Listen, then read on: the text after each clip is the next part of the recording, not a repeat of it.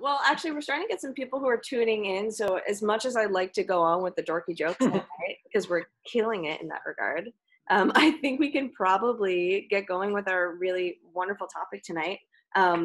It's one that's a very popular and like fulfilling job career for musicians, and one that's also near and dear to my heart because I have so many friends and also family members who are in this career path as a military musician. And what better way to talk about it than to have some of our artists and friends and colleagues who are in different groups throughout the country come together and talk a little bit about what it's like to be a military band musician, how they got there, what some of their favorite parts of the job are. And I'm so grateful because we have euphonium, trombone, and trumpet on this panel. And I think we'll get a nice kind of varied look into what the job is for so many of these incredible musicians who choose to go into this professional performance aspect of military band music. So joining me tonight, super fun, we have Brandon Jones, who's now the principal euphoniumist of the United States Air Force Band. We have Christopher Lane, who is a trumpet player in the United States Coast Guard Band, and his biggest claim to fame, my husband. We have Karna Millen, who's a trombone player in the United States Coast Guard Band, and Sam Woodhead, who's principal trombone of the United States Army Pershing Zone Band. So without further ado, as we often do in these ShiresTV episodes, I'm going to let you all tell us a little bit about who you are and where this path has kind of led you to becoming a member of one of the U.S. Armed Services bands. So Brandon, I'm going to throw it to you first for alphabetical order. So we have 30 minutes each. 30 minutes each. Well, if you can't tell, at some point, especially when I get really passionate about something, the accent will make its way forward. I was born and raised in Kentucky, in Western Kentucky. Went to Western Kentucky University, if you know where that is. Extra points for that. It was everything I needed. I got a lot of opportunities there that I probably wouldn't have gotten if I went to a bigger school, which later down the road paid massive dividends for me. My private teacher was fantastic, also a great mentor. I was very immature as an 18, 19-year-old freshman. I didn't really understand the whole go to class part for a little bit. I just wanted to, play my instrument. Director of bands there was fantastic for me. Dr. John Carmichael, he just retired actually from University of South Florida 2 or 3 years ago. I taught high school band for 7 years prior to winning my audition. I hadn't taken an audition before, and honestly, truth be told, I had very little interest in it. I think part of that was because euphonium openings happen like once every 14 years or something like that, it seems like, in the DC band, so they were never really on my radar. I had a friend of mine that was in the West Point band named Jason Ham. He's no longer there, but and he had said, hey, there's this opening for West Point, you should send a tape. Here's the materials, you can find them online, and would really love to have your tape. I was like, oh, okay, cool, sure. And I had no real pressure to do anything well with that because I enjoy teaching. I still do teach. I teach a couple of bands up here, I have a lot of private students, and I love teaching. So I was like, yeah, cool, I'll submit a tape and see what happens. And at the time, I was right at about 60 pounds overweight to be considered to be in the Army. And they had zero sway with that at that point. So I wasn't allowed. I was selected as one of the 4 or 5, 6 people, whatever it was, at West Point. I think that, I don't know, Sam, if the Army still does it, they invite so many people and you have to pass MEPS before that. Obviously, I couldn't clear MEPS, so I couldn't go to that. Ironically, the Air Force was having an audition exactly 1 month later, and the packet was like 95% the same. And so I went ahead and just submitted that as well. Got into that, and the rest is history. So, yeah, I'm very lucky to have my job. I don't take it for granted at all. I understand that there's a lot of great players. I'm glad I don't have to audition anymore. There's a lot of great players that are, that sound great. I've gotten to lead a couple of auditions being in the band, and it's always just mind-boggling how prepared people are. It's the bench goes real deep, as they say. It's intimidating, frankly. Yes. No, I live in about 30 miles south of DC with my wife, who's a trombone player in the Air Force Band as well. We don't practice at the same time because it scares me. And we have 2 little dachshunds that we adopted. I'm an avid golfer and probably like caffeine too much. So All fair points. All good things, really. So I'm sorry if I missed it, but how many years have you been in the band now? Oh, about 7 years. Yeah. Nice. Okay, So I cool. started my first 6 years. I was in the ceremonial brass, which the Air Force band, and I think the Army band does it different, where we have a ceremonial group. That's your primary job, and then as of about a year and a half ago, I moved over to the concert band full time, which was there's great things about both groups, great people, and the mission is fantastic for both.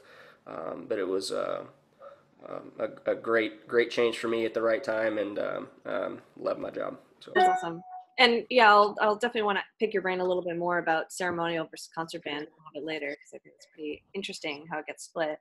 But yeah, Chris, you're up, bud. So yeah, my name's Chris. I'm from Orlando, Florida, just outside in a town called Winter Park, and I come from a musical family. Dad's a horn player, mom's a clarinet player, brother's a French horn player, so it runs deep. And ended up at Florida State University. Wasn't my first choice. I wanted to go to Northwestern to be with all the cool people and study with Barbara Butler and Charlie Geyer, but wasn't in the cards for me. And then college was interesting. It wasn't my thing. My second year in, I was in the middle of changing my major to computer science. Playing trumpet beat me down a bit. Really sure why. It's just a lot, I guess. And then luckily ended up getting saved by my father, who told me about the Coast Guard band. He heard from a friend that there was an audition, and he basically said to me, he was like, you put in all this time growing up playing the trumpet, you should at least try an audition and see how it goes. So just put my heart into it, and then the stars were aligned, and ended up, that was 2011, ended up in the Coast Guard band. So then I moved up to Connecticut, which someone may want to correct my terminology, but I think we're the only premier band outside of DC.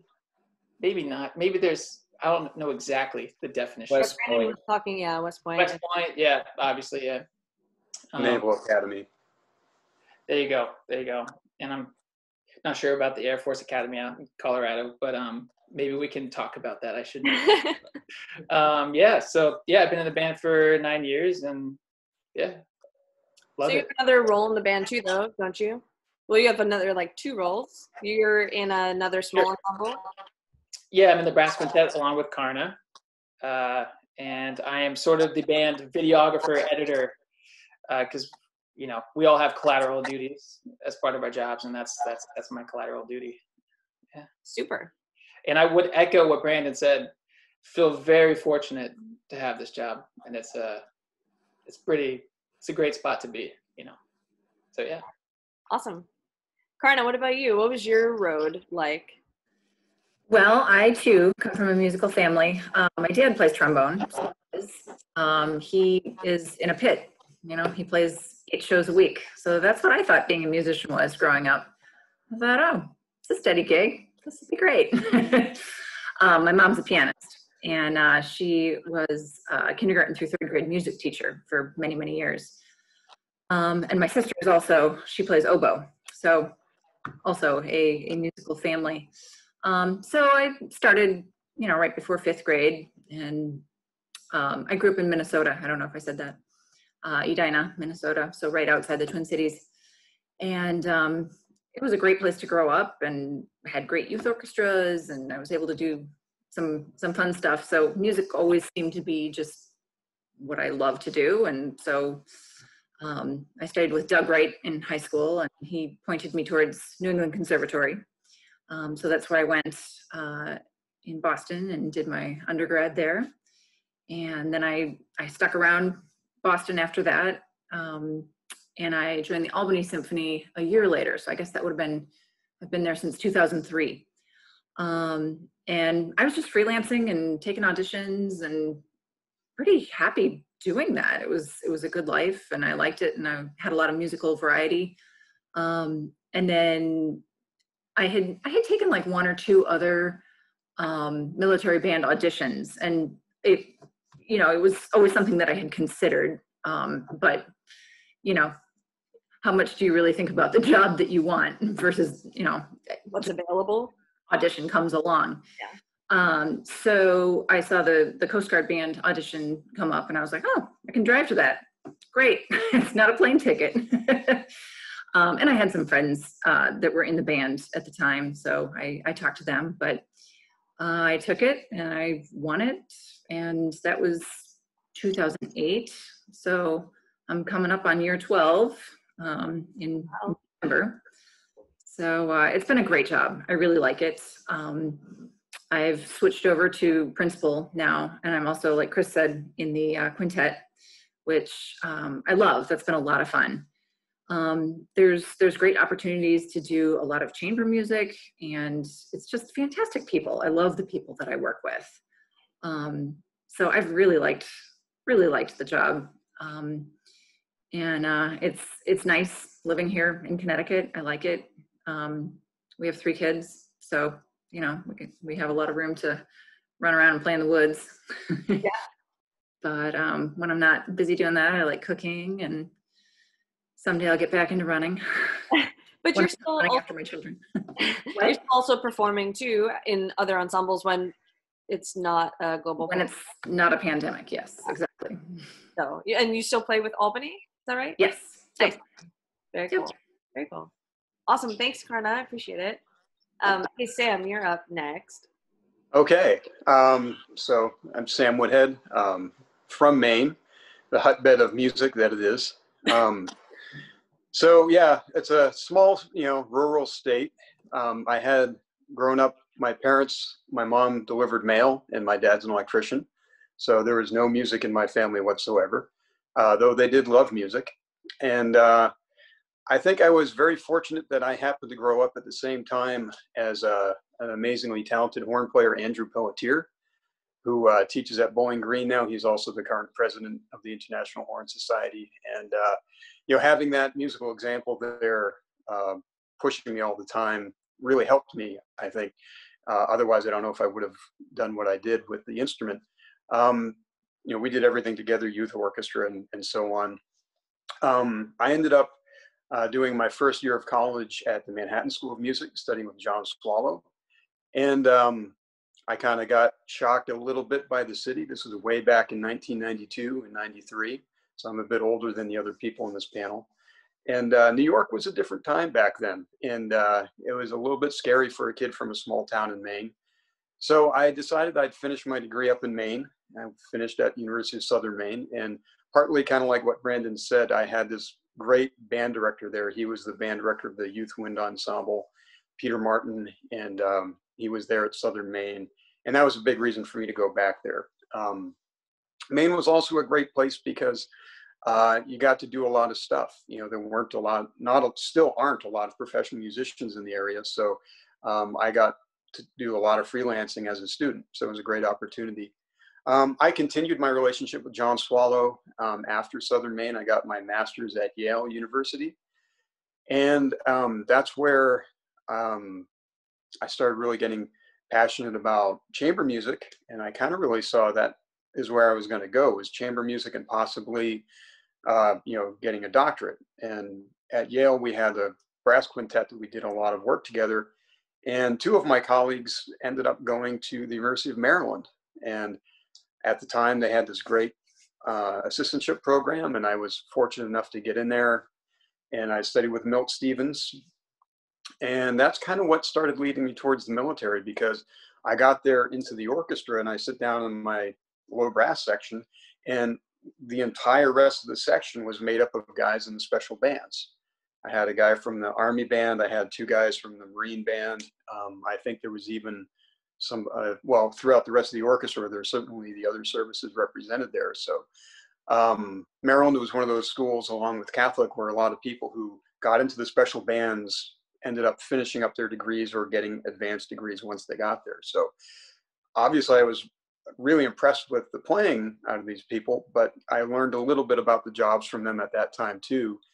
And I was in my second year at Maryland for my doctorate when I won the audition for the Army band Pershing Zone. And similar to Brandon, I also started off in the ceremonial band. System's different now, so back then you had to go in the ceremonial band to start. So I did 3 years there, and then I won the position as the soloist and principal in the concert band. And I've been there since 2004. So this is year 19 for me. Yeah, man. Yeah, I know. You can't see the gray because I keep it short, but and so I also happen to be the chairman of the American Trombone Workshop, which is, we just snuck that into the wire before this current lockdown happened. Right. I honestly, I don't know what we're going to do for March yet. We're planning, hoping that it's going to happen. But you know, we're just planning that far out in the future is just, you know, just hope for the best, but you got to have contingencies for the fact that it might not happen. Yeah, of course.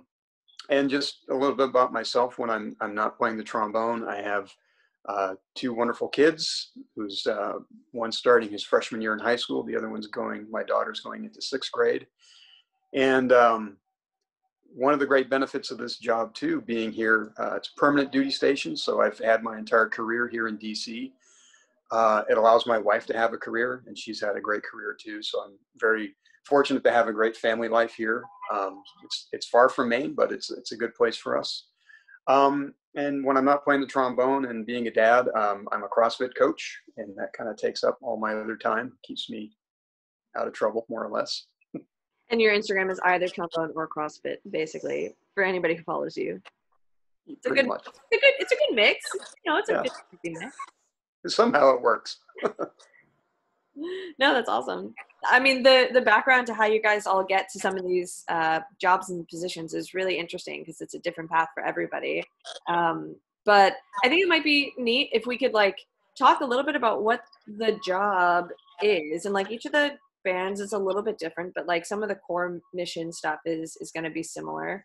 The like from experience, like the Coast Guard band is a little bit smaller, so it's a little bit more self-contained where there's less musicians, and you know, it's not like you guys have a separate ceremonial brass compared to concert band. So Sam and Brandon, maybe you guys can talk a little bit about what it's like being in DC and like what your job overall entails for somebody who's not really all that familiar with military band music in DC. Whoever just wants to. Sure. Well, what surprises, I think, most people, especially when I talk to people who aren't musicians here in DC, is they're surprised that we're as many bands and as many musicians. You know, so the Army Band is the biggest one in DC. We have about 260 people, 19 trombone players, and we're busy. I mean, the current situation notwithstanding, but everyone's busy. We're always working. And you know, just the number and variety of missions that we're out supporting there's a lot of stuff going on. So we support a lot of missions that the Army has. So changes of command, retirements, a lot of funerals in Arlington National Cemetery, what we call patriotic openers. So if there's any sort of military ceremony, if it's change of command, I think I mentioned, but anything that might involve a color guard or some sort of military representation, we'll have a small group there, maybe a brass quintet, just play some pre-ceremony music and the anthem. We also do support ceremonies at the White House, at the Capitol, Library of Congress, you know, the Senate chambers, for any sort of ceremony, again, that has some sort of military component. We don't just show up for cocktail hours necessarily, but generally speaking, if there's a military component, there's got to be music supporting that in some capacity. And yeah, just the variety, you know, there in the summertime, we'll do concerts on the steps of the Capitol. We perform on Friday evenings. Other bands play different nights. We also do ceremonies like Twilight Tattoos, which are these big sort of like outdoor shows, if you want to call them. You know, we'll have color guards and the fife and drum corps and people on horses reenacting battles and things like that. So it's kind of an outdoor celebration of military things, and we'll have military music support for that as well. Yeah, it's pretty comprehensive, especially on the Army Band side for sure. Yeah, and Brendan, what about you? How does the Air Force fit into that as well? Yeah, really similar. I mean, the primary mission, I mean, we're smaller. I think we're hovering anywhere between 100 and, numbers change, 160, 170, 175 people, something like that, in the building, encompassing, concert band, ceremonial brass, strings, singers, max impact, airmen of note, all that kind of stuff. So we're quite a bit smaller, but at the same time, the missions for the bulk of the bands, at least in DC, are pretty similar. The most important mission I think any of the bands really do are the funeral support at Arlington. That's really why the bands, in my opinion, exist in the capacity that they do. At least that's one of the most important things that we do. I had the honor of doing that for 6 years. It didn't work so well on my body as much as some others, but that's the first time I was ever in Arlington National Cemetery. Was actually in my job. That was kind of like, wow, that's pretty cool. Our concert band, we tour. This is different, I think, too, than some of the other bands. I know the Marine Band, I think they do one national tour per year, I think like the month of October. I know that, I think us and the Navy Band, we do a spring and a fall tour, which is 12 nights in a row, 12 concerts, 12 nights in a row, 12 different locations, travel day on each end. Obviously, we didn't get to. We actually finished our spring tour, and then the next day they almost canceled the last concert, the last night, and then that next day everything kind of shut down. But same thing. I've gotten to play patriotic openers, like Sam mentioned. We'll do change of command ceremonies on the lawn at Bowling Air Force Base, which it's either really nice in the morning or it's really hot and brutal. There's really no middle ground. It's kind of interesting how that works. But we get to do a lot of, we do a tattoo once a year. I think the Army Band does those quite a bit more frequently than we do. We typically do a pretty big one in September that most everybody in the band, regardless of your flight, has some kind of function in that. It's pretty cool for the audience. They get to see a little bit of everything that the band does. Summer concerts as well in the Capitol, National Harbor, which is really beautiful, Maryland. It's right there on the water. And then at the Air Force Memorial as well, which that's actually going to change because that's, Sam, you could probably speak more to that. That's going to end up eventually being Arlington National Cemetery. But it's great. Our the two groups that I were in that I can speak directly to, obviously the ceremonial brass, all the ceremonial function, and the funeral mission at Arlington, but then the concert band, just the national concert band tours it's amazing how many people, like places that we go to that you see on the calendar, you're like, oh, we're going to, I've never heard of that place. That's kind of, but those people never get to hear the Air Force Band. They never get to hear the Army Band. They never get to hear the Navy Band, the Coast Guard Band. So it's really cool to get to see, their faces at the end of a concert just like really lit up. It's like, oh my gosh, that was so cool. It's like, yeah, it is. Like, it is really cool. We're glad you got to enjoy it. So, yeah. Wow. Yeah, that's pretty special. And Yes. that's the other side of things too. For the Coast Guard, there's a lot of duality with what you guys are talking about, and then also it's interesting because you guys are displaced up in Connecticut too. So Karna and Chris, maybe you can both kind of tag team how the Coast Guard fits into this. Yeah, I mean, it's very similar. We don't have the numbers. There's 55 of us. And so everything is taken from that big concert band. So it's always kind of a logistical puzzle for our ops people. That's another collateral duty that people do within the band, is to figure out, well, okay, if we're sending brass quintet to do this, it can't be like our dress rehearsal weekend of a concert, that we're going to have at the academy. So it's always kind of putting together that puzzle. But yeah, we missed touring this year for sure, because ours was supposed to happen in May. So there's no way that was going to happen. But yeah, to speak to what Brandon said, that's always neat to have those audiences. And even when you're doing a change of command or, something, a patriotic opener or, something like that, it's people that are coming that are not necessarily going to come to a concert. And so it's a different audience sometimes, because they're even more wowed by, wow, music really added something to this. This really made it a lot more meaningful, or, you know, whatever the particular ceremony is. So I've always thought that's kind of a neat aspect to the job. Yeah, definitely. I think with our job, it's a little bit, we do kind of, I mean, I don't know how you feel, but I definitely feel isolated for sure from the rest of the guys down in DC, and as we talked about West Point in Colorado. But I guess it's worth pointing out that Army, Navy, Marines, Air Force are Department of Defense, and we are Department of Homeland Security, which is a lot smaller. The Coast Guard is smaller than one of our previous commandants always used to say, the Coast Guard is smaller than the New York City Police Department. So, I mean, we're tiny. That's the whole Coast Guard, you know, 40. That's right. wild. So yeah, out of like Karna said, out of all 55 of us, we're just juggling responsibilities. We work at a military academy. So that's a major part of our job, is supporting functions there. At the same time, we really put a lot of planning and effort into interacting with our region. We have a major initiative where we literally prepare a program, and just every day, 2 shows a day, small groups will venture out into various schools and just do programs for weeks at a time.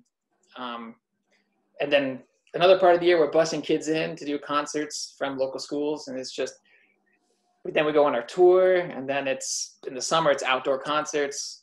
You know, it's very similar, I think, just juggling of, I don't know, it's a mishmash, you know. We're at Arlington some days.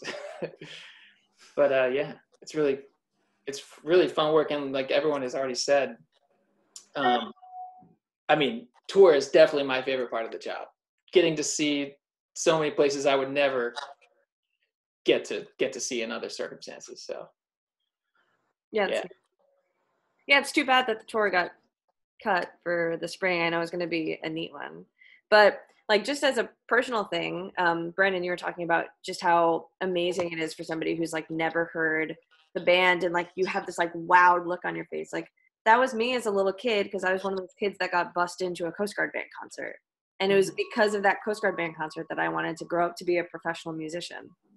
And like, yeah, it's such a hugely transformative thing, and getting to see the work that the Coast Guard band does like so intimately now, but also the work that, you know, the Air Force band does, and the Marine band does, and the Army band does, and Sam with all of his stuff, like the amount and the opportunity that you guys have to reach out to musicians and, you know, younger musicians, and cultivate that. It's just incredible. It's a really special thing, let alone the ceremonial aspect and all of that too, which is so precious. So yeah, I mean, I had the assistant high school band director took me my junior year, I can't remember, to the Midwest Clinic in Chicago. And I got to go every year in some capacity up until I got in the Air Force band. And the next time I went after that was this past December when we actually performed. I got to perform at the Midwest Clinic. That was a big bucket list thing for me. Keep in mind, I'm from the middle of nowhere, Kentucky. No one in my family is musical. It's like, oh, you're doing what? And it's like, yeah. But and I remember one of the years that I was there, I don't remember the exact year, but the Air Force band played, and it was when Colonel Lowell Graham, was still there. And, I mean, our band, not to be biased, our band always sounds great, but man, they were, when he was there especially, they were notorious for just like robots, man, like in a good way. Like, it was phenomenal. And I remember sitting there for that concert, and the guy that was the associate director at my high school at the time, who was also my quasi-private teacher, just kind of looked at me in the middle of the concert. I'm just, you know, kind of, this is so cool. He's like, wouldn't you like to do something like that at some point? I'm like, oh, I'm never going to do that, but yeah, that'd be really cool. But then little things like that, you know, somebody can take as a junior in high school, they hear a concert like that, and we might not remember it because it might be the 400th concert that we've played, you know, in our career, but they might remember that 10 years down the road, and then that may be something that inspired them to want to be in that path. I mean, that stuff really does happen. I mean, I know we read about it a lot in fairy tales and things like that, but it's real. I mean, it happens. It happened to me. And you said it happened to you too, Sam. Here in of all bands, the Coast Guard band, right? I mean, no, I'm kidding. it's fate, man. Shots fired. Shots fired. Wow. No, I mean, it is a really special place to be. For people who might not have all that much information about, I guess the difference between joining a military band, joining like an Army band or an Air Force band, and like the premier band status? Like, what is that? How does that break down for people? Well, I think the biggest difference for the premier bands is that it's going to be audition first, and where the other ones are going to basically go into the military first. You're going to enlist. You say you want to go in a band, but you still have to kind of, go to their school of music and things like that. But for us, the first thing you're going to do is submit a tape, because that's how we run our auditions. Other ones, the Marine bands still do a cattle call, and they'll take all comers. And but the audition comes first, and it's only after you win the audition that the military stuff happens. I think the way they're doing it right now, the only step that you have to take after, so if they accept your tape, the Army, I mean, again, this is just our band, the Army will pay for you to come to the audition. We only take about 10 people right now. And if the Army is going to pay for you to come to the audition, you have to go through MEPS, which is like the military screening. So, I mean, you're not enlisting, you're just basically going somewhere to show that you're fit to go into basic training. And you're still not in the military, but that gives the people on the other side of the audition is like, well, this person's been through MEP, so if we take them, we know they're going to be able to go to basic training.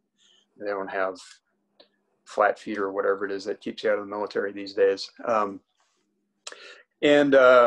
But that's pretty much it. So you got to win the audition first. And again, I don't have a lot of experience with like just regular Army bands out in the field somewhere, but that's not how it works. There may be an audition, but it's not going to be the same sort of audition, and you're not necessarily going to get guaranteed a spot of being put in a band.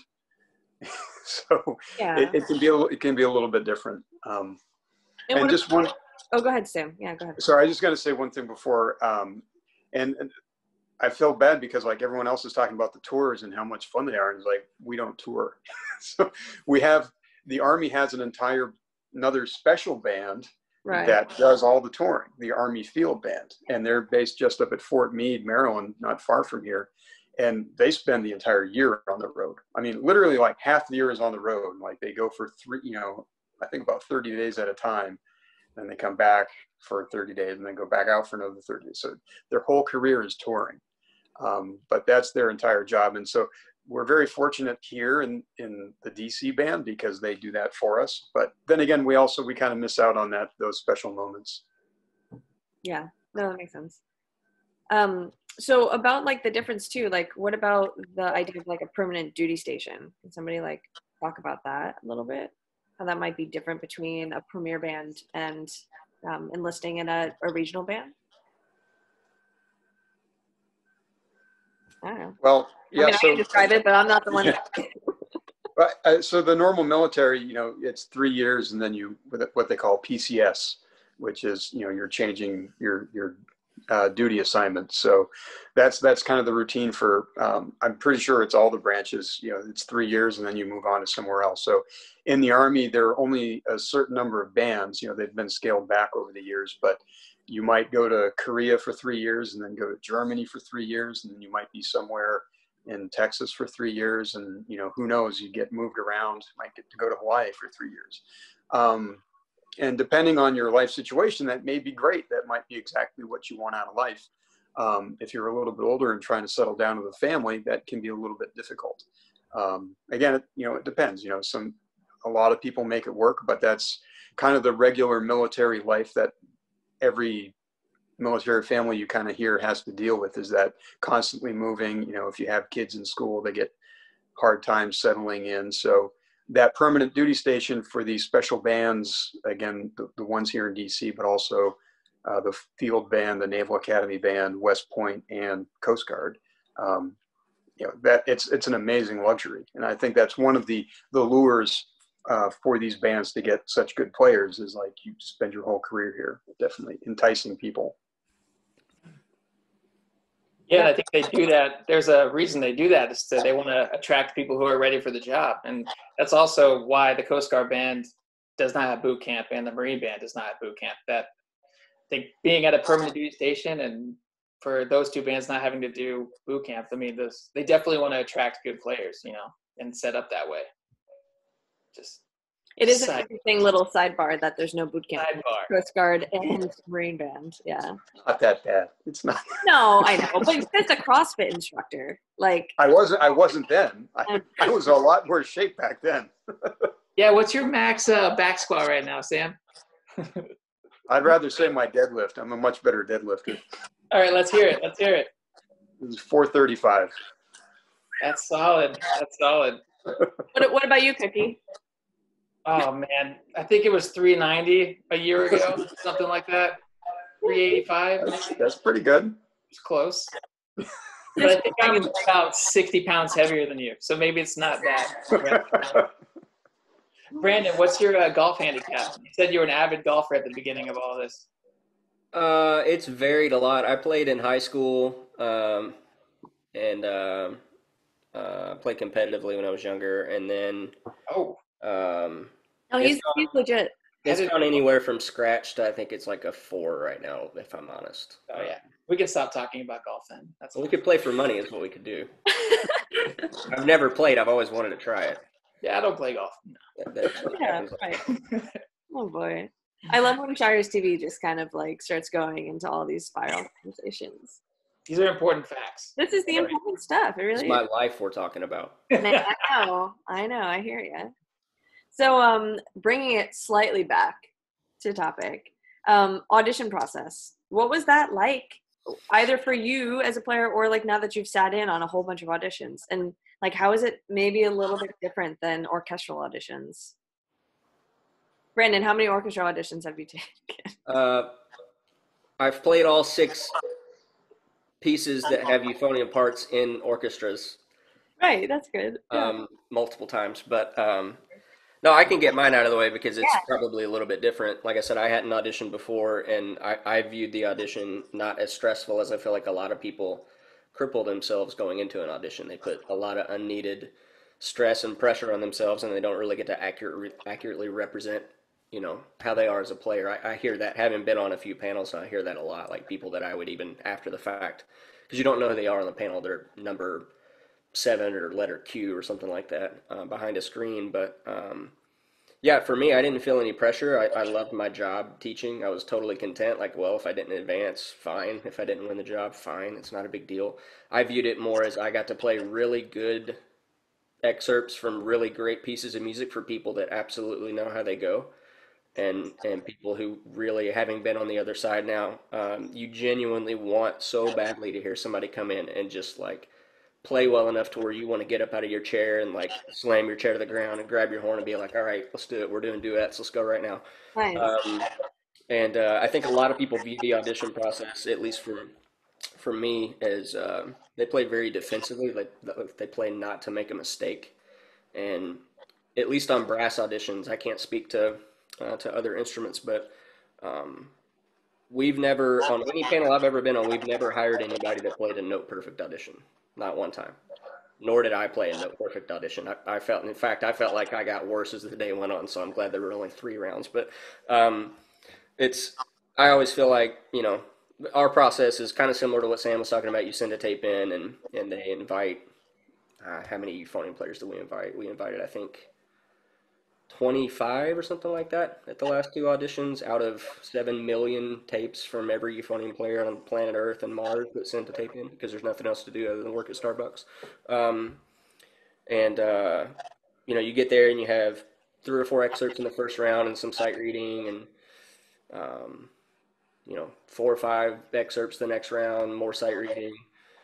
Final round is without a screen, and you've got, generally speaking, for me, it was the conductor, commander of the band, a couple other officers, and I think all the principal players in the brass section at least, and then I think maybe they could select a few other people if they wanted. It's not as, maybe this is a weird way to say it, but it's absolutely not as intimidating, I think, as a lot of people make it out to be in their mind. A lot of people kind of cancel themselves out before they ever actually go to the audition. If you look at it like you're performing for somebody, almost like a recital or a concert, like you're trying to share music with somebody, you put yourself in a very offensive position versus defensive, and you're going to tend to I enjoyed people say, how was your auditions? Oh, I had fun. I enjoyed it. I got to play cool music. Like, it's, how often do you get to sit and play, Pineapple Paul, and then you flip the page and you get to play Holst, and you flip the page and you get to play Granger, and you flip the page and you get to play Sousa. It's like, that's pretty cool, and you don't have to go through a 2.5-hour concert to hit all those. That's pretty cool. I think for a lot of people too, I tell my students this all the time. It's like they're on your side so bad. They're having the audition because they want to hire somebody. We're not having an audition just to have people show up and create epic fail YouTube video number 14. But I enjoyed the process. I know a lot of people don't enjoy the process and talk themselves out of it. But yeah, I really enjoyed it. I thought it was very fair. I thought it was difficult, but very fair. Yeah. I hear you talk about the process. I've heard the same things from people who have they've taken 10 military band auditions and 10 orchestral auditions, and they talk a lot about the process. And I think I had a similar situation to you where I just kind of went in with no expectations. And I think that's really important, because if you have no expectations, you can be flexible. Like Sam was saying, they're only having 10 people show up. That's a much more intimate setting than cattle call where 100 trumpet players show up. So I don't think you can really. You might be able to prepare a little bit for a specific situation, but I think in most cases people aren't successful at auditions because they haven't done the right preparation. I mean, or maybe they just did have a bad day, but in most cases, people are learning how to prepare to deliver on Judgment Day or whatever. So yeah, I think that's the crux. It's kind of like being worried about like how to navigate somewhere when you don't even have your driver's license. I think you need to be able to like play your instrument before, you really get bogged down in the process. And I think you could play your instrument and you don't even have to worry about the process. I think that's a nice key to success there. And for your audition, it was a cattle call, right? Like there were a whole bunch of trumpet players that showed up that day. Yeah. So it was a two-day audition. There were, I think it was like 130 people, but there were 2 openings. Actually, I'm pretty sure I was number 15 and the other guy that won was 17. So we were in the same group together the whole time, which was fun. But yeah, nothing special about it. It was just, I played in the morning on the first day, and then the second day there was a semifinal round, final round, and then a final round. So the second day was pretty taxing. But, Well, and you played with the quintet too. I played with you guys, which That was part of the best musical experience of my life until to that point. To play an audition with like a professional brass quintet was so cool, because the best brass quintet I'd ever played in was like with 4 other people at Florida State that were freshmen. So it was really cool. This is kind of interesting because like Karna was on your audition panel. It was. Right. So like this is kind of an interesting like bird's eye view. It was really cool. Yeah. We got to play keyboard. It was fun. Yeah. Can I add one thing real quick? I'm glad you said that about the second day was really taxing. Because I do remember at the end of my audition, I played this, because they'll re-ask excerpts sometimes, or they at least did for me and a few other people. And one Granger Colonial song, which is a real popular one for euphonium auditions, because it's, you've got the melody the whole time, and you're kind of like quasi-euphonium player, and then kind of like a horn player, high horn player for a little bit, and then back to euphonium player. They asked me that 3 times that day, and normally that stuff is in my wheelhouse, and I got to the end of the final round, and they're like, yeah, we'd really like to hear Colonial song, maybe a little stronger than you did before. And it's like, okay. But so people that are wanting to take those auditions, like endurance it is a pretty big thing. Mm-hmm. Well, and it's different in a military band audition, just because I guess there's the luxury of time. And so over the years, I've come to see that, you're going to be sitting next to this person for 2 or 3 decades, possibly.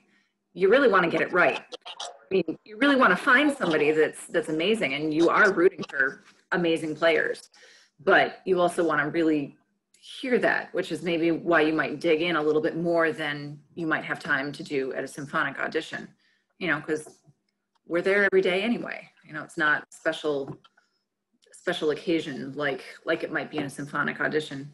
The other thing that I think is different is, we started with orchestral excerpts, but I mean, there's like Brandon was talking about, there's all the March stuff. And for us too, we've put an emphasis on sight reading, just because we do show up stuff where it's like, we thought we were going to be playing a half an hour of music before, you know, XYZ came, but they're running late. So let's just start reading stuff out of the binder, you know, and you really need to know how to read or very convincingly fake, you know, enough to get through that audition.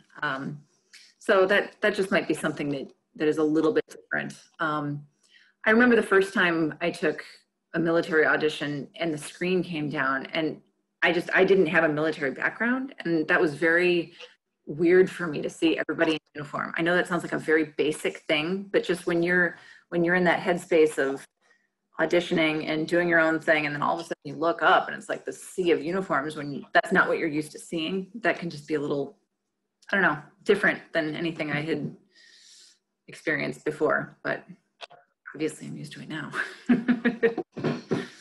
Yeah, it's an interesting point because it's a totally different world in that. Yeah. Yeah, that's a good point. What about you, Sam? What are your thoughts about it? Yeah, I'm glad Karna brought up that point. So I think we're all saying a lot of the same things, which is great. And especially Brandon, like when you come to these auditions, I think knowing that we want you to play well, we want to hire somebody rather than, you know, they're just looking for me to screw something up and then you're gone. And so it's that you get in that headspace of like, they really want me to do well. I want to play well. And if I miss a little something, it's not a big deal. You know, everyone's going to miss notes. You know, I've been running the trombone workshop long enough that I've heard everybody miss notes. You know, it's like, doesn't matter how good they are, they're going to do it. So yeah, you know, we're rooting for you. We want you to play well. And also to Karna's point about kind of the variety in some of the music, you know, for the most part, we're going to try to keep things as standard as possible. You know, we're going to keep the orchestral excerpts in the wheelhouse of what you're going to do for a normal orchestra. But yeah, there's going to be some marches on there. There's going to be maybe a jazz tune in there because that's part of our job. You know, we have 19 trombone players in the Army band, but if one of my colleagues in the blues goes on leave and they need somebody, myself or somebody in my section might have to do that, and they're going to have to sit in one of the best jazz bands in the world and be able to cover a chair. You know, it doesn't mean that they have to be able to solo over changes or something, but they got to be able to play the style and fit in. Same thing with our ceremonial trombone players. You know, if one of my guys goes on leave, I need to know that I can go to the ceremonial band and take one of their players and plug them in and have them sit down without being any issues. You know, so a lot of our audition is really designed to reflect the job. It's like, yes, you will have to play this. And there was an audition recently where I put something on there and it was a big chunk of something. And I'm like, I want to make sure that this person can play this because we do this on a regular basis. You know, I love when my orchestral colleagues post their really chop busting pops concert programs. And I'm like, that's my every week. You know, it's like, if you're in a concert band and you play a brass instrument, you're like in a pops orchestra all the time. You know, it's like your face takes a beating. So you got to be smart about it, but also, you know, we need to know that if you're coming in and you got to play some of the heroes, you got to get through this big, long, you know, John Williams thing and be able to, you know, go from these low notes, these high notes, because that's in the part, and that's what we got to do. And also sight reading, you know, often for us, we usually don't put it in the first round, but definitely we'll see it in the second round, maybe the third round too. Because I have gotten that call, like about this time in the evening from Sergeant Major so-and-so is like, do you got a fresh haircut? It's like, yes, Sergeant Major. Good. Report at 0630. We need you to play with the brass quintet and you're playing for the president. It's like, okay. And, you know, there's no rehearsal. Yeah. Yeah. I mean, that does happen. And it's happened to me. It's happened to other people. It's probably happened to me more than once. Maybe not always playing for the president, but getting those, you know, late night calls. And you know, sometimes it's asking for me to send somebody, but sometimes it's me personally. And so, yeah, we do those sort of things where we expect you to be able to sit down with our brass quintet and read their book without any rehearsal. And so that's why we're going to put sight reading on the audition. And we, you know, that's with the special bands too, like we need somebody that can walk through the door and do the job. Those other bands out in the regular army where they go through the school of music, they get training after the audition, right? So they get to go to the school of music and do that sort of stuff. We're hiring professionals, and we need people that can do that. So that I kind of feel like, yes, we want you to play well, but you need to demonstrate that you have these skills that we're going to need out of our players. Yeah, I would add something to that at least up here, 600 miles away, when we've done sight reading auditions, I think it's important for people to know that it's not to trip you up. It's just for us to see, like, can you competently read through something difficult without completely falling on your face? And even if you fall on your face a little bit, like, that's okay. We're just trying to make sure you can read music. It's not something to be taken lightly, but it's also not something to spend a massive amount of time in your preparation on. I think that if you spend a little time reading some etudes, and you can be reasonably good about getting to it from an etude top to bottom that you're not familiar with, you'll be just fine and in that department. So anyway, that's all. It's an interesting component. We had somebody write in with a great question, actually. Bruce was wondering, thanks for sharing your thoughts and experiences. You spend lots of time with your section mates, and in some cases on bus traveling for tour, etc. And it's true, like for some people in the bands, like you'll spend 20 years or more with some of your colleagues. What is your advice for maintaining professionalism in challenging circumstances? It's an interesting question. Always try and make the person sitting next to you sound as good as they can. Wow, that's deep. She does that.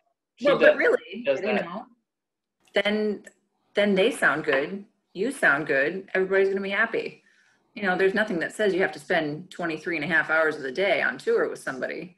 I mean, you might, but yeah, I don't know, just be nice, be kind. Not that hard, right? Similar food interests. Well, yeah, that too. That works too. Well, that's always how I always heard about Karna on tour, because Karna and Chris always like the same kinds of things to go and like find little foodie things in different places. So, what about you, Brendan? How do you make sure you're friends with everybody and keep that smiling, grin going? I think a couple of them are because I've been getting some encouraging text messages from some of my colleagues. That's how friends we are. No, I'm very lucky. We've got the rapport with. Honestly, I'm not making this up just because of the situation. Most everybody in the concert band, I wouldn't have a problem hanging out with, going to dinner with, and special. Yeah. A lot of the brass section is really tight. Like we all really get along together. We respect each other. I mean, at the end of the day, we respect each other. Everybody. I mean, I get to go into rehearsal every day and hear people warming up, and it's like, man, I get to be in a band that has people like that. That's really cool. And like my section mate, he and I mean, we were friends. He was actually the section leader of the ceremonial brass when I first got in the band, and he was really great about just kind of walking me through things. And it's which you guys in the Coast Guard wouldn't understand, but it's weird coming from basic training and then 2 days later it's like, oh, now you're a normal person again, and you can you don't have to stand at attention when someone says your name and all this stuff. He was really good about helping me out with a lot of things, kind of transitioning into normal life again. But also I think too, it's important to know that we both as individual players play very differently, but when we play together as a section, we sound literally like one person. And it's agreeing to disagree and agreeing to agree. Pitch center with the band might be here today because the air conditioner might not be working or whatever, or stylistically the principal clarinet's choosing to do this, and so we need to match and do that. And we both have a great relationship where I can look at him and he'll say, am I rushing? And I'm, yep. And I'll look at him and say, that note's flat, isn't it? He's like, yep. It's like we both have a mutual respect for each other that we know that if we both come here, the ultimate product for not only our section but the rest of the band, everybody else's experience is going to be enhanced. So, which is why we're all there in the first place, is for musical satisfaction in that regard. So, and then too, I think not on tour, I may be known as a jokester a little bit. You? So I try to pick and choose wisely who I set by for those 2 weeks, or more importantly, who sits by me, um, and just be really careful. But no, it's most everybody I think in the bands. Um, we all have that mutual respect because we all had to take the same path ultimately to get where we were. You know, it's like we all respect each other's playing, and I know some people in our band that may not really like each other, but they sound great together. I mean, it's phenomenal, really. So That's neat. Any thoughts, Sam? Yeah, I'm kind of in a unique situation here because I've been in long enough that for almost my entire career, I was the young guy in the section, and I was the youngest guy by about 10 years. And within the past about 2 years, it completely flipped.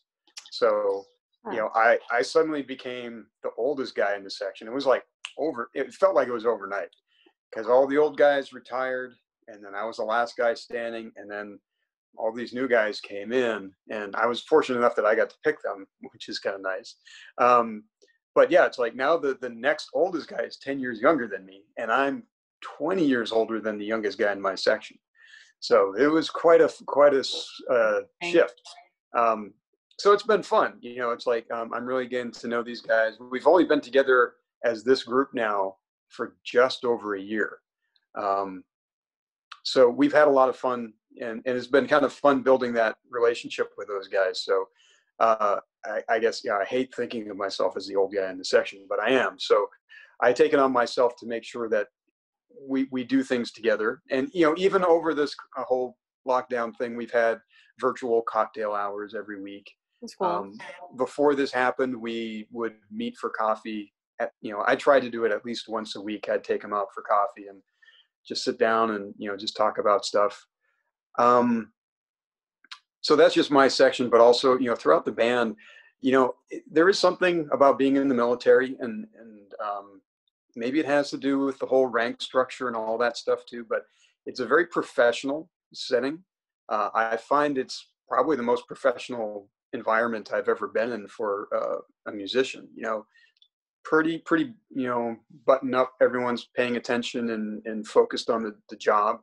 But it's very much a team effort. And, it's really about the whole band, and it's not about just the trombones and just the trumpets. And we're really trying to create this group product, group sound, group image in a lot of ways. So that's something I don't get that same strong feeling when I've been part of other things outside the military, and this unit in particular. So I think there's a lot of that, when you suffer and you're out there on a job and you're sweating in the sun and you're in that uniform together with your brothers and sisters in arms, so to speak.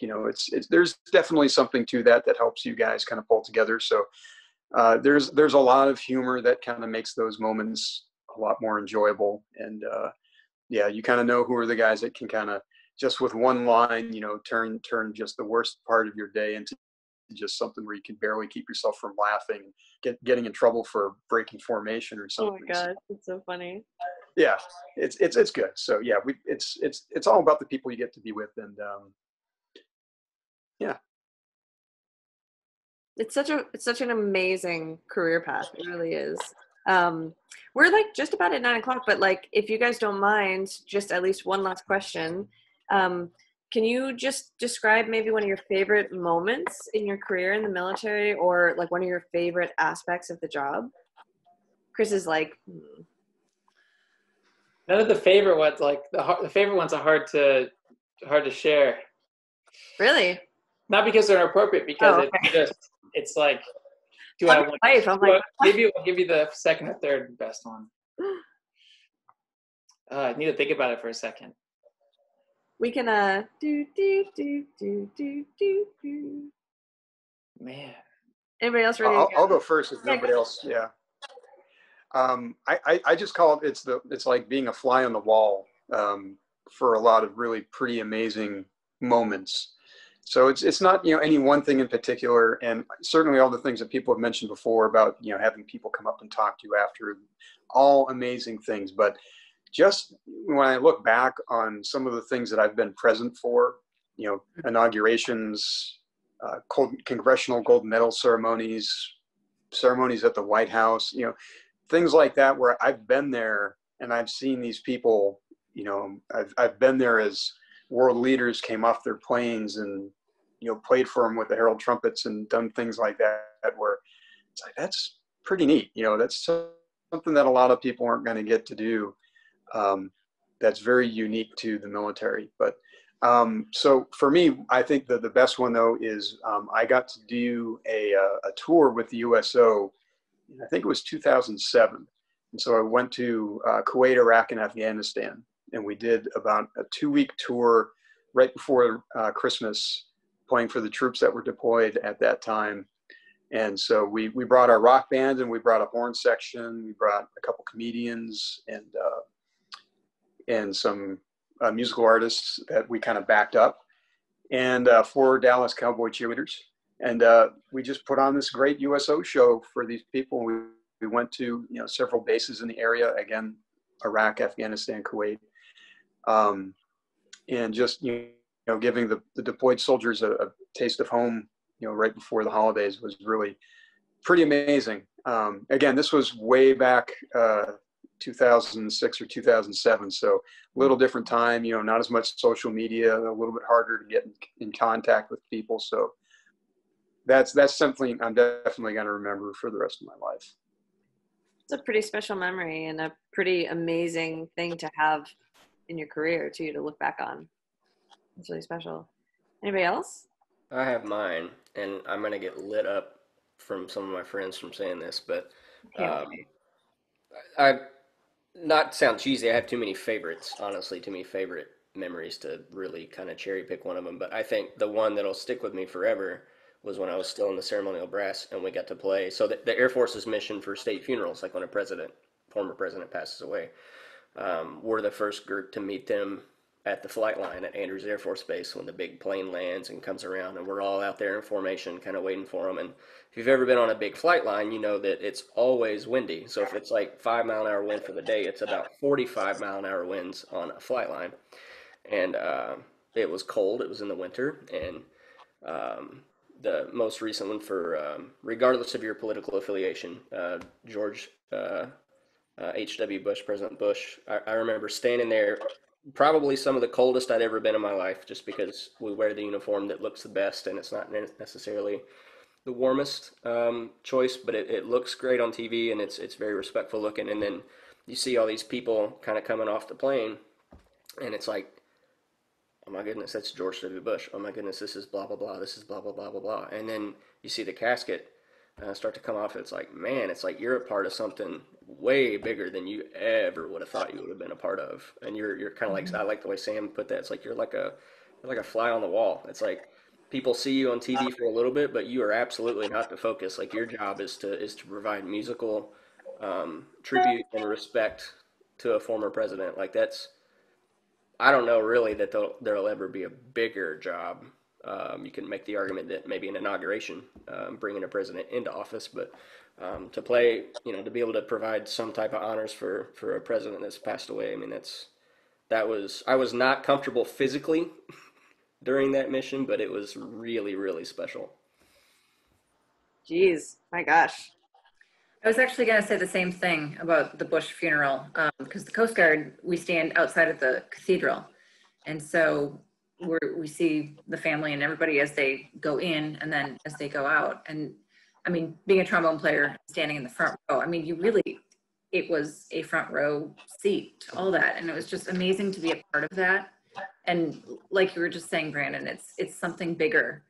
When I first joined the band, one of my first things was Obama's first inauguration. And it's mind blowing. I mean, again, like Brandon said, regardless of your political affiliation, it's just, I mean, you're part of something that is so big, and it's just unlike anything I had ever done before. To the opposite sort of end of the spectrum is I also love being on tour and being in a small, just tiny, tiny town, and you're playing in a high school gymnasium, and people are just so happy to see you. And so those are some fun memories too, of just like, I love this piece. My grandma used to always it to me, and just stuff like that. We also did a pretty cool trip to Taiwan, which is very unusual. We don't world travel usually, but it was for a WASB, a big band conference, and that was also pretty incredible. Just the number of people there and the support for bands. So those are some of my favorite memories. Man, Cookie, you're last. Cookie. Okay, so not everyone knows about Cookie, but first of all the things everyone just said. I like that I sit next to my best friends every day. That's really cool. I like that I know how Karna pronounces words funny because of where she's from. Do not. And I know which words. I just like knowing all this stuff. So that's great. But I will share two things. One of them's funny. One of them's just really cool. Brandon. I'm really into golf. That's like my favorite thing. My favorite hobby. Other than my family. So we got to play Arnold Palmer's memorial service, the brass quintet. Karna wasn't there. I think was on maternity leave, most likely. But anyway, we played Fanfare for the Common Man with, I think, 4 people.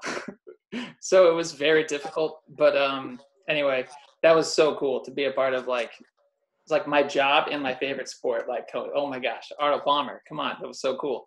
And then earlier I had mentioned that there's no boot camp for Coast Guard, but we do have a short 2-week introductory program that happens at Cape May, which is where the Coast Guard Training Center is. That's where boot camp is.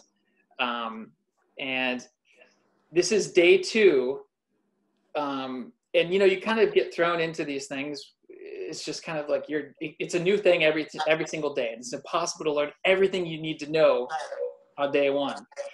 So on day 2, I'm playing with the recruit band, which is a bunch of 18-year-old kids who just happen to play their instruments in high school. And it's time to play Semper Paratus, which is the official march of the Coast Guard. And some people may not know, but it's a bit of a tradition when you're outside. You don't play a stinger at the end of a march, which is that last note that really gives the audience, lets them know it's the end of the piece. And I felt like I was the person with the professional training. You're the ringer. I'm the guy. I'm the ringer. I'm the guy who's coming in to make this band sound just amazing. And I laid into that E flat, just like, oh man, it was one of the best E flats I've ever played. It was really loud, and everyone in the stands who was just watching the ceremony, everyone's head just goes. I remember being like, wait, what just happened? I had no idea. So anyway, didn't get in trouble, but that was day 2 on the job. Oh man. But That's a good one. That's funny. Well, needless to say, you guys, we're also grateful for the work that you do on the civilian side. It's a pretty spectacular thing. And, I know for me, I've been friends with a lot of people in military bands and, Chris's relationship with the military band and stuff. But we had a family service at Arlington and it was Navy musicians who played. And being on the other side of it, like as a family member for somebody who was having a ceremony at Arlington, man, it was an otherworldly experience, just seeing the dedication and the professionalism and the tribute and the respect. And so knowing the path that it takes for musicians to get there, and then seeing the love of country and the respect that they have for the job that they do.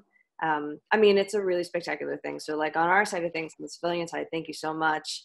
And for your other mission about bringing music just to the entire country. It's a pretty huge responsibility and we're grateful. So thank you for being a part of it. And thanks also for doing that on Shires. That part's always fun too, but I'm grateful to know each and every one of you. And just a big thank you for everybody who else was watching tonight. It's always fun to bring you these ShiresTV episodes, and this military band one was one that I've wanted to do for a really long time, and we're so lucky. We have so many wonderful players who play our instruments in bands across the spectrum, and this is just a small sampling. it really is fun, like when Sam is talking about doing these American Trombone Workshop events, getting to go, and it's like a reunion of some of your closest friends who are all on this similar path. And, you know, it's not just because it's at Fort Myer. I mean, you see people coming over from the Marine Band and from the Air Force Band and from, you know, Karna. And like, I know that sometimes you guys have gone down in the past too. It's a really cool thing to see the brass community come together at large. So I'm in awe really of this side of the music career. So just thank you for being a part of it. So cool, everybody. Well, this was a fun one, and we do have some cool stuff that's going to be coming up. We're not necessarily going to be continuing every week at 8 p.m. from now on, but we do have some upcoming master classes that are going to be kind of neat. So we'll be keeping those on Facebook Live. I think we're still in the planning stages for those. But please stay tuned on our social media channels. We're always trying to bring more content, more exciting things. I know Alexis is working on some cool new videos from the showroom as well. And we do have those virtual fittings that are going on, and it's been really fun. We've been able to help out a lot of people with some of their deepest, darkest equipment questions. So if you really want to like get your geek on, you can totally sign up for one of those virtual fittings and pick our brains about equipment. But for now, I think we'll end it here tonight. And thanks to every single person who's on this panel, and thanks to every single person who is watching tonight. And I hope everybody has a great night. All right. Thanks, Sam. Thanks, everybody. We'll see you next time. Bye-bye.